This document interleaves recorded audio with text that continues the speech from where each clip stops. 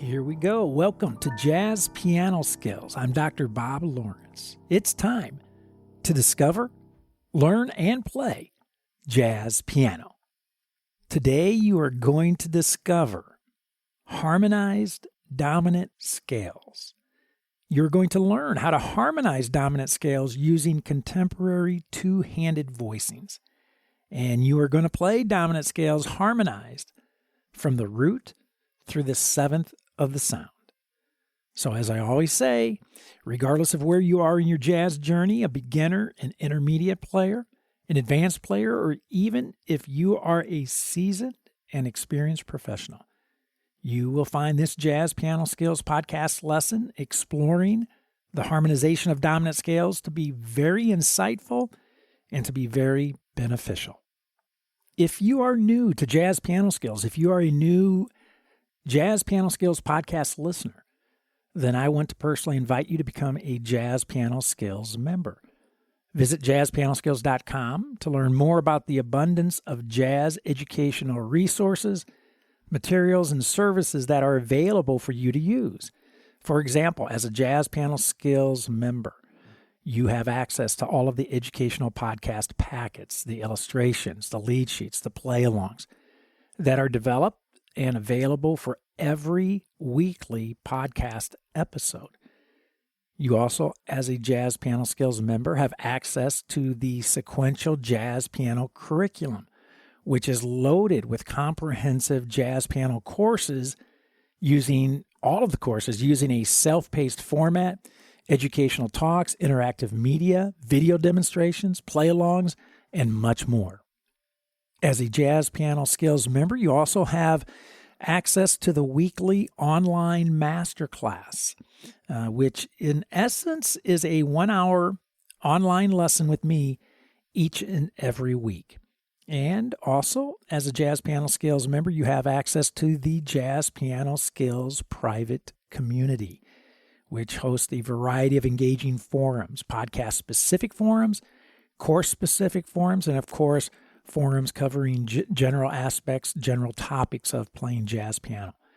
And last but certainly not least, as a Jazz Piano Skills member, unlimited, private, personal, and professional educational support whenever and as often as you need it. Again, visit JazzPianoSkills.com to learn more about all of the educational opportunities and how to easily activate your membership. If you have any questions at all, please let me know. I'm always happy to spend time with you, answer any questions that you have regarding the Jazz Piano Skills program, and to help you in any way that I can. Okay, let's discover, learn, and play jazz piano. Let's discover, learn, and play harmonized dominant scales. I brought this up last week, and I want to bring it up again today, that when we talk about any scale, our minds immediately think of a sequential line of notes played 1, 2, 3, or 4 octaves, typically in both hands, ascending and descending. And of course, why wouldn't we think like this? Why wouldn't this be the image that we have in our mind when discussing or thinking about scales? After all, this is precisely how scales are taught, basically 100% of the time. And of course, the opposite is true also, right? That when we talk about any scale, our minds never, ever, ever think of the scale as being played harmonically. And again, because scales are never taught that way. Scales are never taught harmonically. Therefore, we never think of scales being played in this manner. And this is very unfortunate. I stressed this last week. This is very unfortunate because as jazz pianists, we need to be able to approach melodies harmonically. We need to be capable of even comping melodically. And how do we develop this jazz piano skill? How do we develop the ability to approach melodies harmonically? or to create melodies when we are comping behind an instrumentalist or vocalist? Well, we do so by practicing scales harmonized. And why do we have to invest the time practicing scales harmonized? My regular listeners can tell you, because our hands and ears will never, ever, ever go where they have never, ever been. It's just that simple. So if we do not take the time to literally practice our scales, playing our scales harmonically, if we do not take the time to map out our scales harmonically, then our hands are not just going to magically go there when we're playing the piano. Our hands are not going to magically play these voicings behind instrumentalist and vocalist when performing. Again, it's just that simple. The hands, the ears can never go where they have never been. So we have to invest time in practicing linear lines, melodies, scales. We have to spend time practicing them voiced, harmonized. Now, I brought this up last week as well. And of course, it's important to state it again here today, that there is more than one way to approach the harmonization of scales. But I am sharing with you today how I like to approach harmonizing scales using two-handed contemporary voicings. And again, contemporary in that the voicings I like to use are constructed using primarily intervals of a fourth rather than the traditional interval of a third. And if you are unfamiliar with this approach, if you're unfamiliar with this sound, unfamiliar with chordal, what we call chordal voicings, or some folks refer to them as fourthy voicings, then I would suggest checking out an entire podcast series that I did on these voicings, on these shapes, on these sounds, starting back on November 10th last year, 2020, starting with the primary major voicings. And even better yet, if you are a JazzPianoSkills member, you have access to all of the JazzPianoSkills courses within the JazzPianoSkills curriculum. So be sure to study courses 21 through 26 that deal specifically with these contemporary voicings, right, with these chordal or fourthy shapes and sounds. You will be able to watch video demonstrations of me playing all of the major, dominant, minor, half diminished, and diminished shapes and sounds, voicings, in all 12 keys. So be sure to check out courses 21 through 26. These contemporary voicings, these chordal or fourthy voicings, are my go-to voicings for harmonizing melodies and for comping behind instrumentalist and vocalist. I'm also going to share with you a way to methodically and effectively and efficiently practice these shapes and sounds, this essential jazz piano skill, so that, again, you maximize your musical growth when practicing. So the agenda for today is as follows. Number one, I'm going to present 7 two-handed contemporary voicings, one for each note of the dominant scale. Number 2, I am going to present 10 exercises that focus on compact scale and arpeggio motion to minimize linear movement when practicing. Number 3, I'm going to present one exercise that spans the entire scale from the root to the 7th, and one exercise that plays the scale as an arpeggio spanning from the root to the 13th of the sound.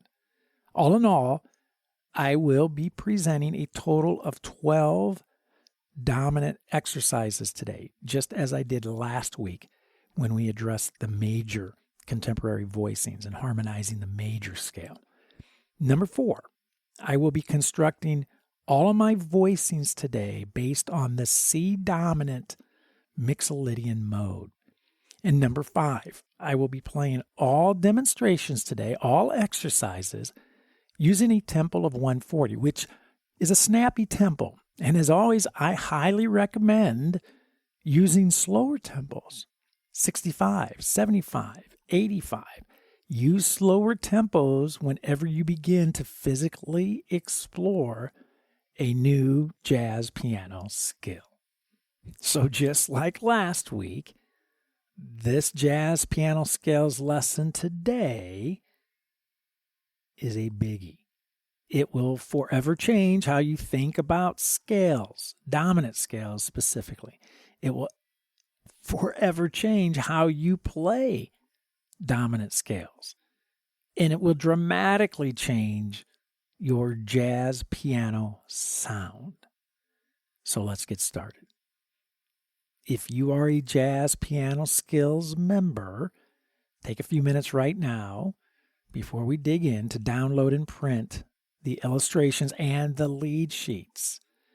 You have access to all of the podcast packets, and you should be using them when listening to this podcast. And of course, you should be using them when practicing. If you are listening to this podcast on any of the popular podcast directories, such as Apple or Google, Amazon, Spotify, iHeartRadio, Pandora, and on, then be sure to go to JazzPianoSkillsPodcast.com to download the podcast packets. You will find the download links in the show notes. And one other little but extremely important side note that I mentioned last week as well. If you are thinking that, wow, harmonized dominant scales are way, way over my head, I would say to you, okay, so what?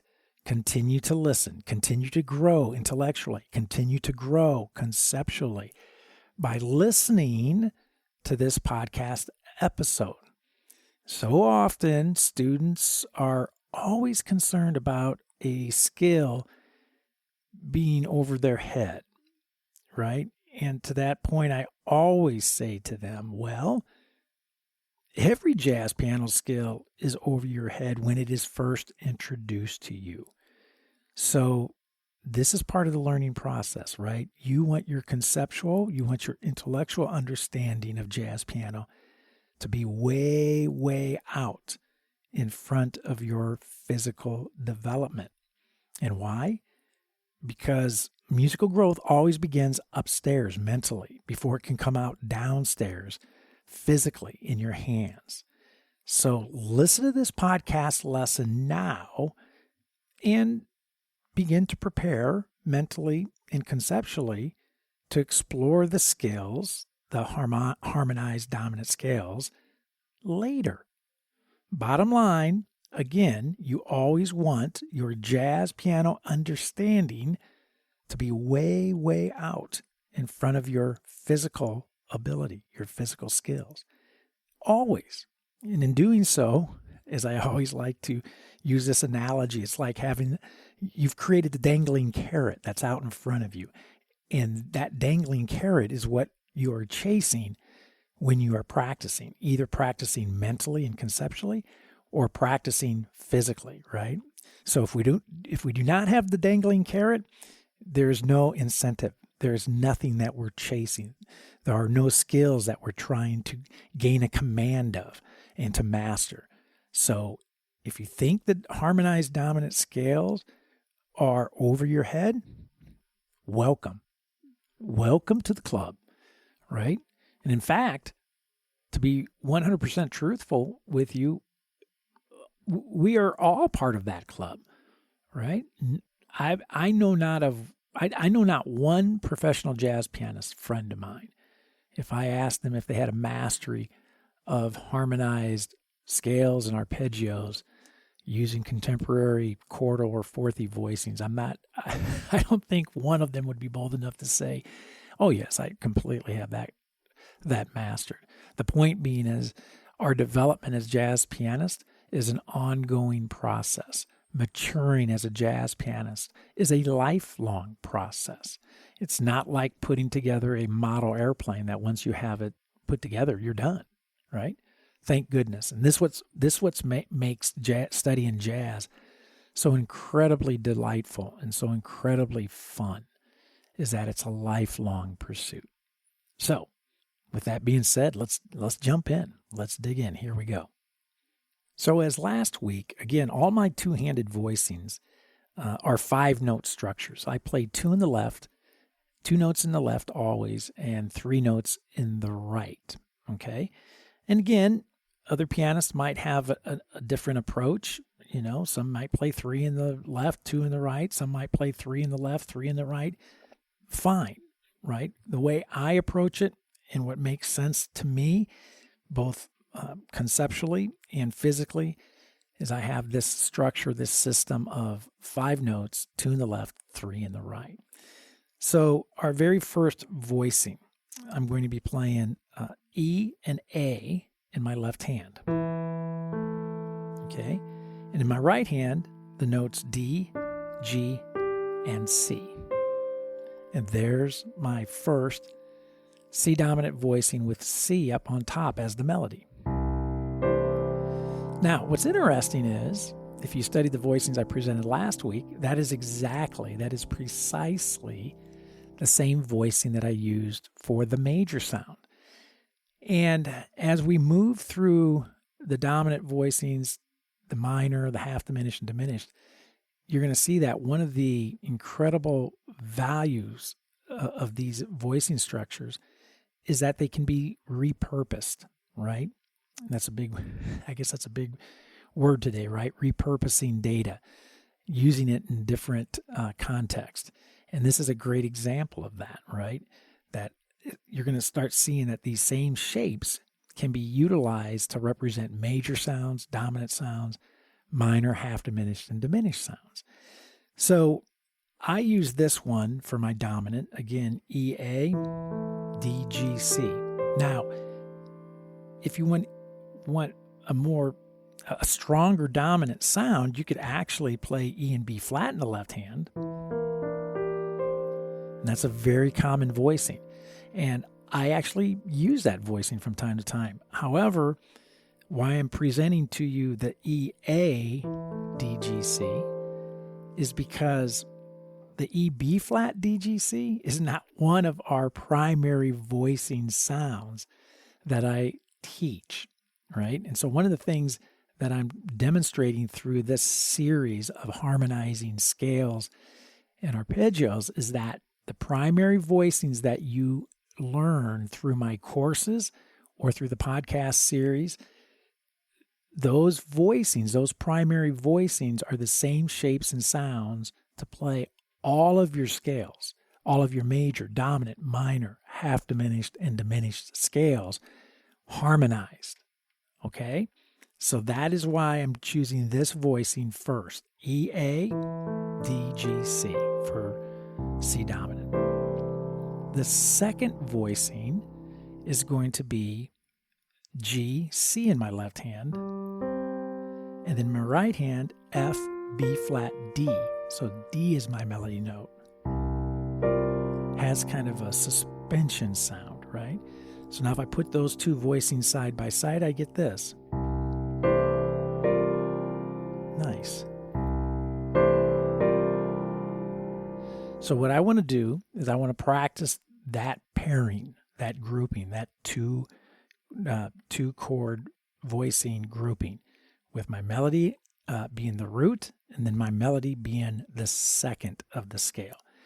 So I'm going to bring the ensemble in. We're going to play C dominant 7, and I'm going to practice moving from C as my melody to D as my melody, harmonized back and forth, and then I'm going to start changing it up rhythmically to create some nice melodic motifs.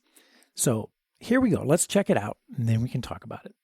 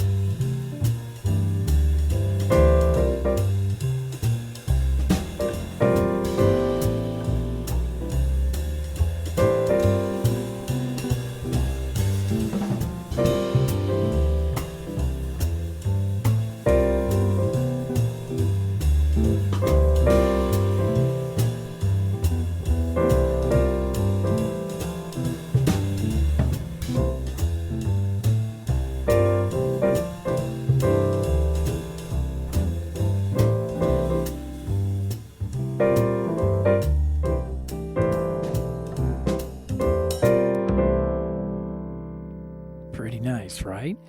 No doubt. So I like to use these pairings, as I did last week, these 2-note pairings, as I'm practicing and getting these shapes and sounds under my fingers, right? It's efficient, much more efficient than trying to play trying to keep track of 7 voicings immediately. We're working our way up to that. So then the next grouping, I'm going to start with the third, the next pair, right? So now I'm going to create voicings that utilize the third as the melody and then the fourth or the 11th as the melody. So my voicing for the third as the melody, I'm going to start in my left hand with A and D, and in my right hand, G, C, and E. Sounds like this. And again, it's a very familiar shape if you study the voicings that I presented last week with the major harmonized major scale. The second voicing with F in the melody, all we're going to do is raise that top note, that E, up to F. So my left hand remains the same, A and D. My right hand now is G, C, and F. So those 2 voicings side by side, E as the melody on top and F as the melody on top, sound like this.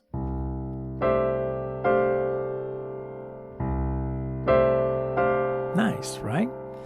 So I want to bring the ensemble back in, and I'm going to take the exact same approach. I'm just going to practice moving back and forth from those 2 voicings first. Then I'm going to start adding some rhythmic variation to create some melodic motifs. So here we go. Let's bring the ensemble in. Let's check it out.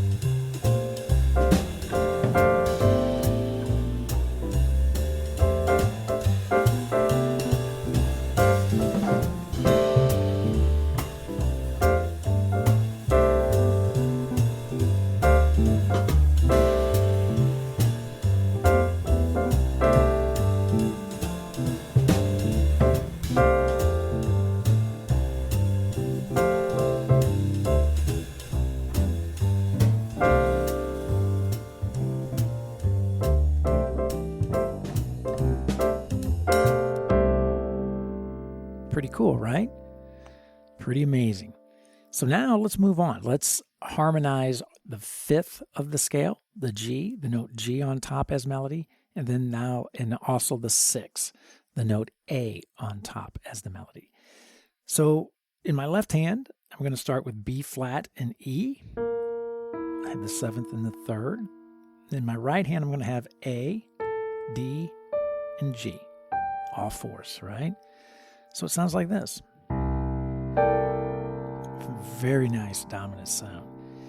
Now that's going to move to the next voicing, which is going to have our 6th or our A, our 13th up on top as the melody. So my left hand is going to have the note D and G, and my right hand is going to have C, F, and A.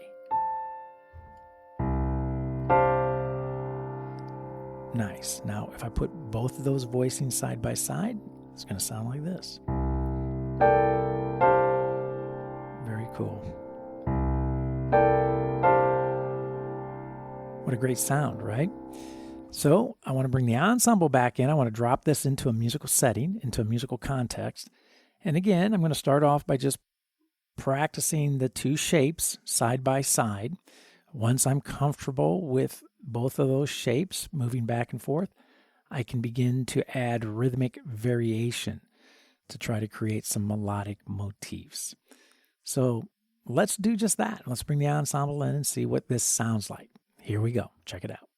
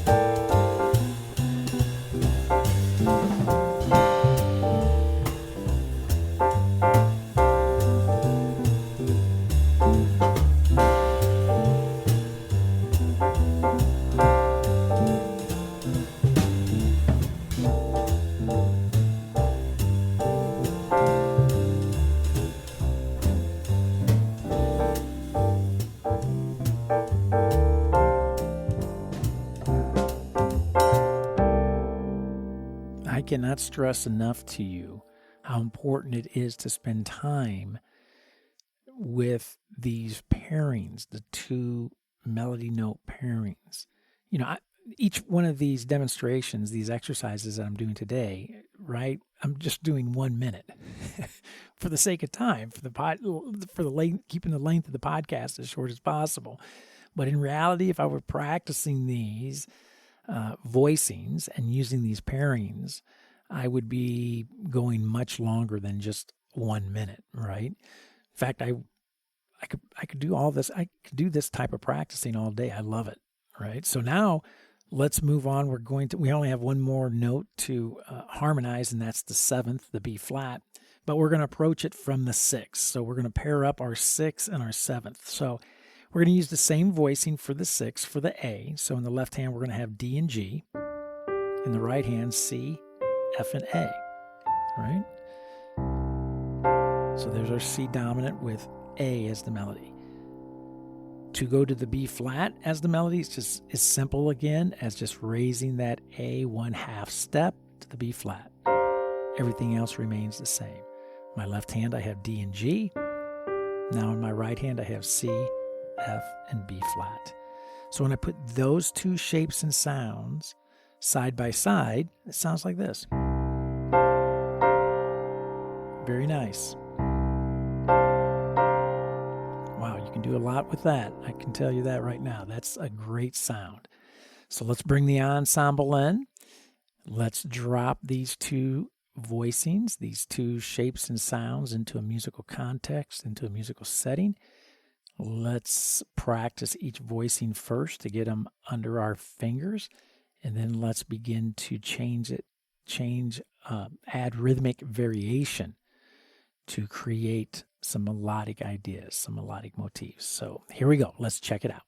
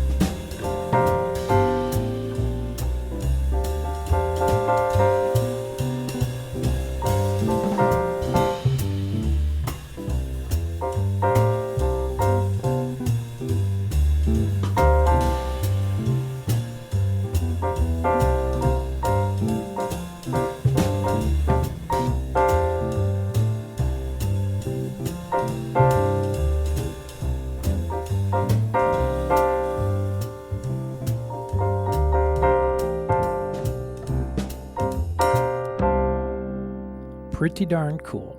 We have now harmonized each note of the C dominant scale. So it sounds like this.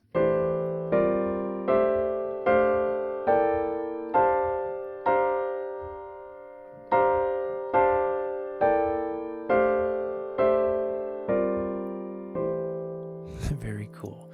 But before we do that, right, I just played this scale so you could hear it harmonized. But before we get to that, we need to now, instead of 2-note groupings, we need to do 3-note groupings. So now we're going to start back over, and we're going to start with C, D, and E, the first 3 notes of the C dominant scale. We're going to take our voicings, and we're going to practice moving from each one of those shapes. Now, the reason, again, why we're doing 3 notes is because now we have incorporated into our hands, we have the ability to incorporate arpeggio motion. We can go right from our C to our E, arpeggio motion. We can use scale motion, C to D, or D to E. So we have nice scale motion, and we also have nice arpeggio motion. Why is scale motion, arpeggio motion so important? Because those are the only 2 types of motion that we have. Every melodic line can be dissected as either moving in scale motion or utilizing arpeggio motion. So this is vitally important that number one, you understand that. Number two, that you develop exercises that incorporate those two types of motion. So that is exactly why we are now creating a 3-note grouping. Our 2-note grouping is scale motion only. Now with the 3-note grouping, we have arpeggio motion. So let's bring our ensemble back in and let's see what I can come up with practicing these 3 shapes. Right? First, just getting used to moving from one shape to the next shape to the next shape first, initially. Then trying to change things up rhythmically to create some melodic ideas. Using what? Scale motion and arpeggio motion. So let's bring the ensemble in. Let's check it out. Here we go.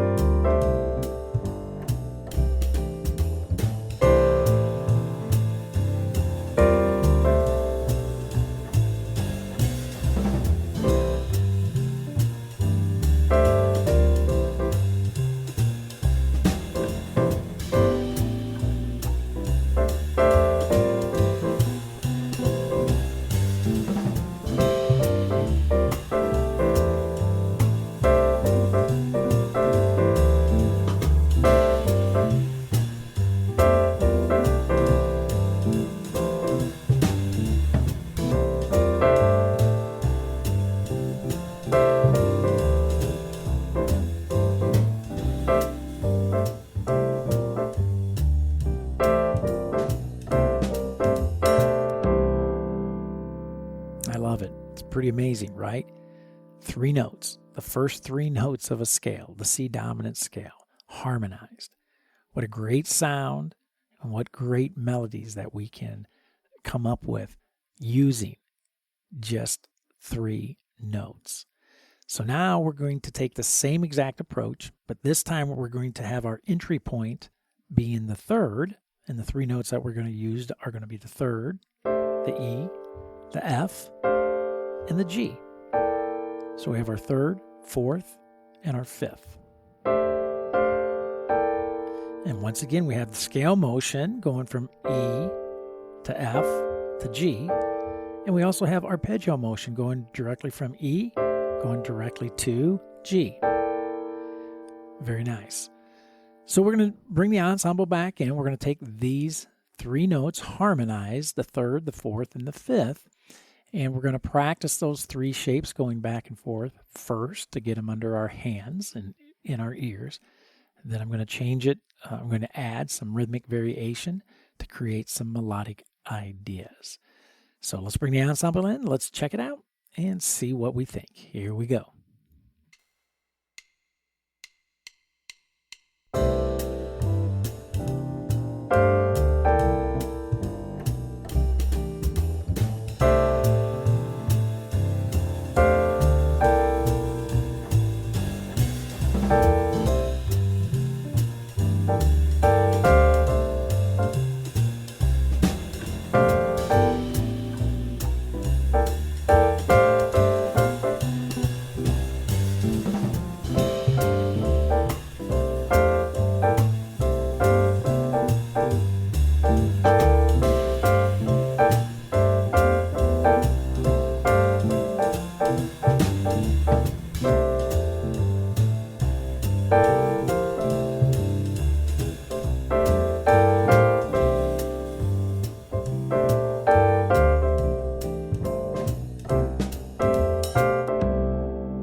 As my dad would say, not too shabby. Really cool. So now we know the approach, right? We've gone from the root to the 2nd to the 3rd. We created a 3-note grouping and then another 3-note grouping from the 3rd to the 4th to the 5th.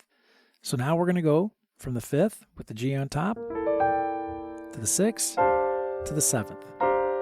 So we have our scale motion, G, A, B flat, and we have nice arpeggio motion from G to B flat.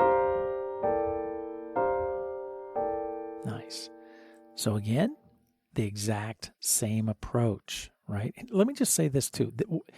Why we use the exact same approach, you've heard me say this a million times as well. We have to always have a systematic and a formulaic way in which to approach practicing, all right, to keep things consistent, to keep things the same. In fact, the more that they stay the same, the better chances you have at creating change. Let that thing sink in, right? The more consistent you are at keeping things the same when you are practicing, the better your chances of creating change when playing and improvising. Just let that sink in. So here we go. We're going to bring the ensemble back in, and we're going to utilize our 5th, our 6th, and our 7th as a 3-note grouping. We're going to play those voicings, those shapes and sounds, get them under our hands. We're going to change things up rhythmically to try to create some melodic motifs. Here we go. Let's check it out.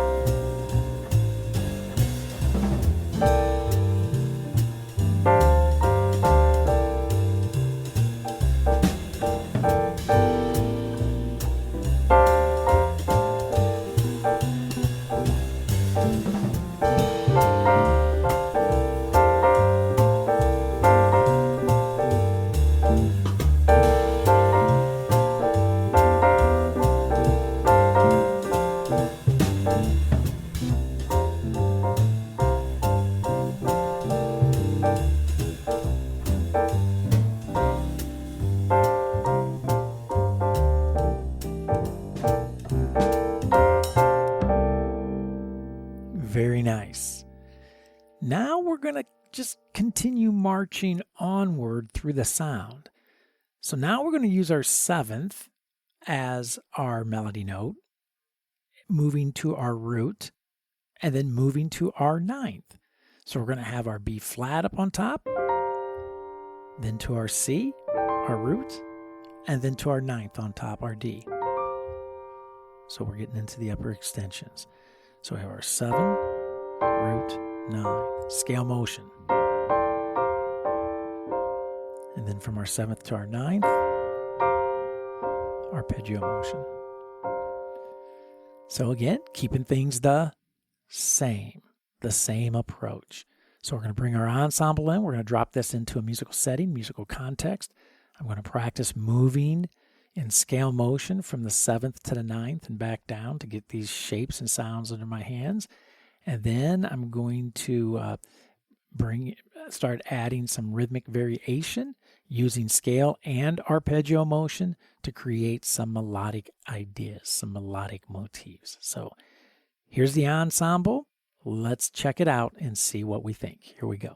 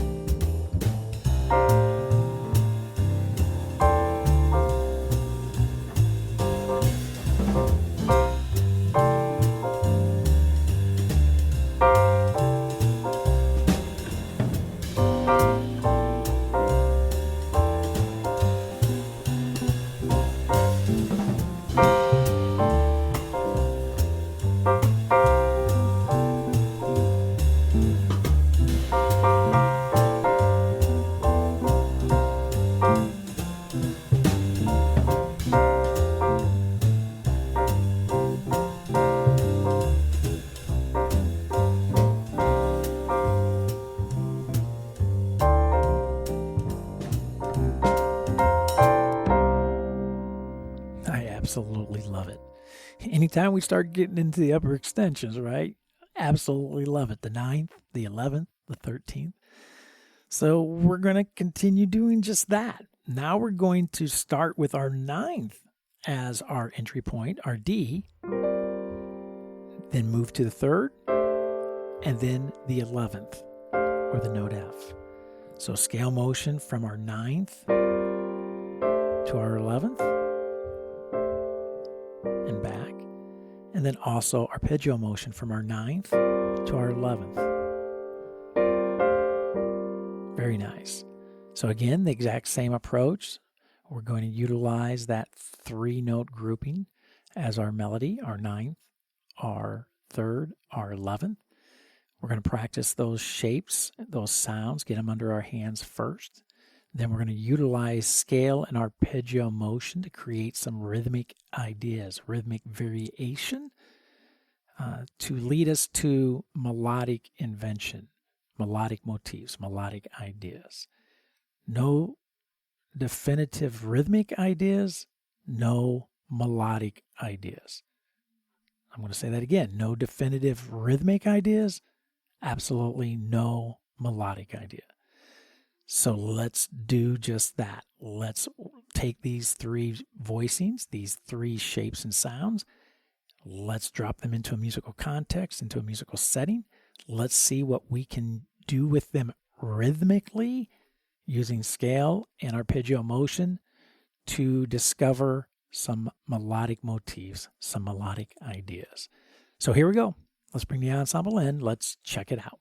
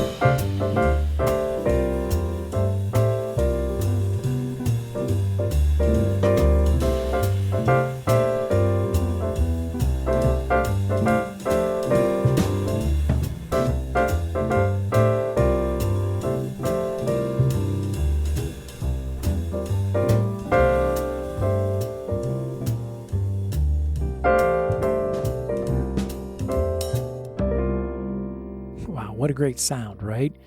The 9th, the 11th. Only thing missing, 13th. So let's bring that in right now. So now we are going to start with our 11th as our entry point. So our F is on top. So we're going to move from our F to our G, our 5th to our 13th, to our A. So we have nice scale motion moving from the 11th to the 13th. And then we also have, of course, arpeggio motion moving from the 11th to the 13th. Very cool. So once again, you know the routine, right? We're going to place these 3 shapes, these 3 sounds, these voicings into a musical context, musical setting. We're going to get the shapes and sounds under our hands first.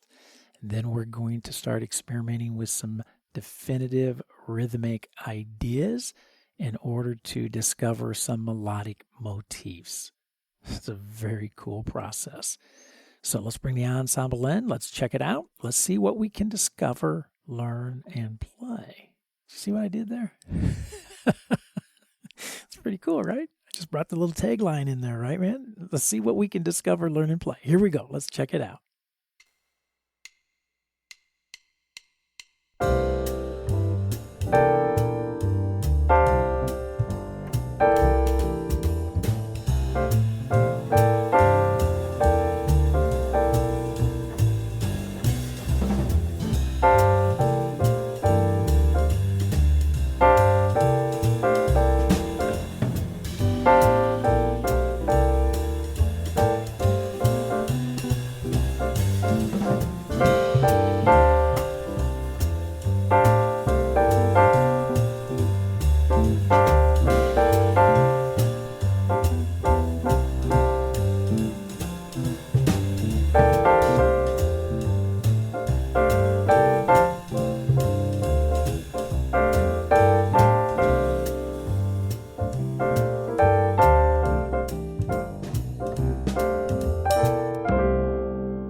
Okay, the first thing I want to do is apologize for my humor. I thought it was funny. I'm often told by my wife that I'm not funny. She goes, "Why do you laugh at your own jokes?" Because they're not funny. And I guess maybe the reason I laugh at my own jokes is because no one else does. So there has to be at least someone.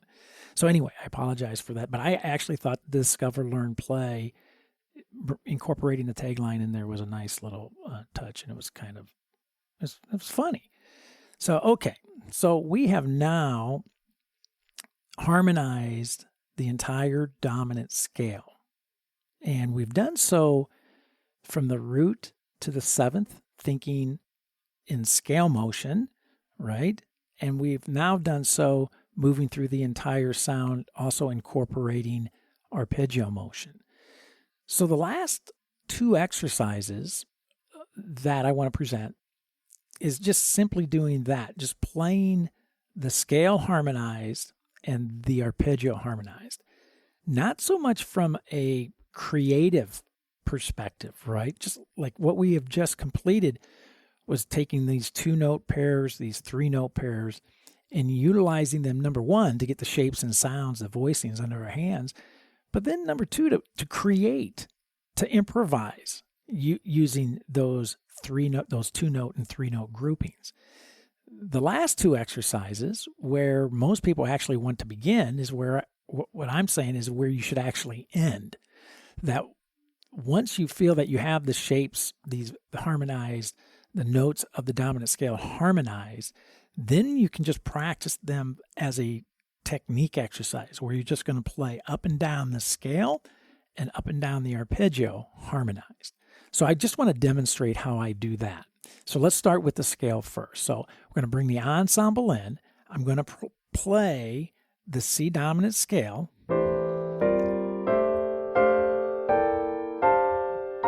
Right? Ascending and descending.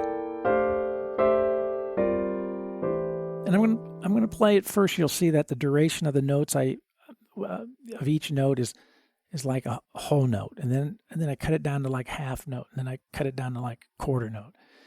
So you'll see how you'll hear how I'm doing this. So let's bring the ensemble in. Let's check it out. Here we go.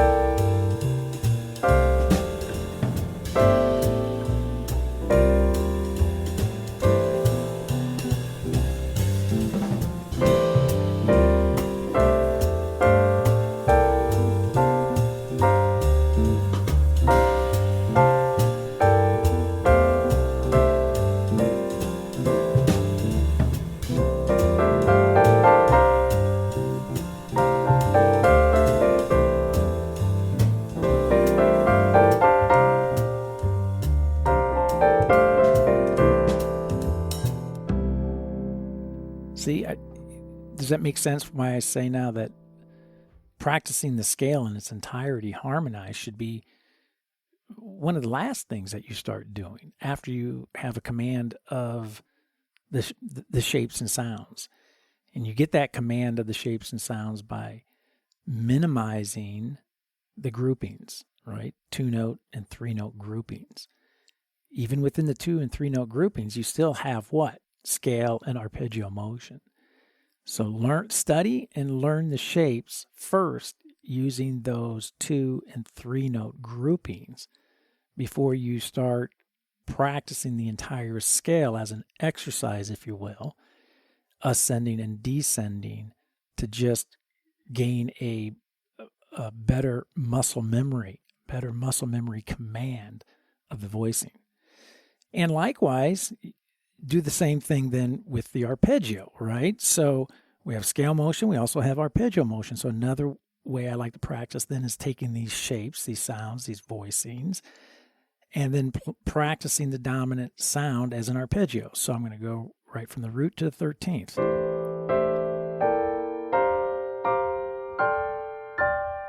And back down.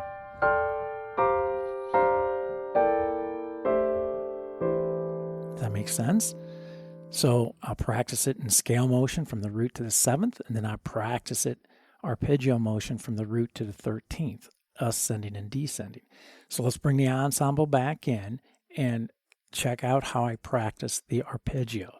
And again, I'm going to utilize the same approach. I'll start by using a whole note interpretation of each voicing. Then I'll cut it down to half notes, and then I'll cut it down to quarter notes. Okay, so here we go. Check it out.